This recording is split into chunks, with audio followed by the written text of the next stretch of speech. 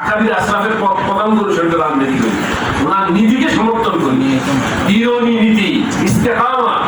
ওনাকে যখন 29 দিন রিমান্ডে নিল, ওনাকে হেলাতে পারে নাই, জোট থেকে বের করতে পারে নাই, বেফাকের সদর বানানোর প্রস্তাব দিল, হেফাজতের আমিনের প্রস্তাব দিল, কোনো লোককে ওনাকে থামাইতে পারে নাই, কোনো লোকের কাছে উনি মাথা মতো করেন নাই।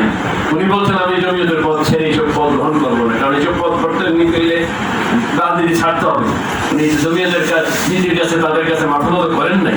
এগুলি আমি যেহেতু খুব লাস্টের শেষ 10 বছর যেহেতু আমাদের এখানে ছিলেন, আমাদের এখানে বহাচুরি করেছেন, একটাতে উনি সব দেখছেন, তমলিন দেখছেন, এই জন্য ওনার অনেক কিছু আমার সংরক্ষণে আছে।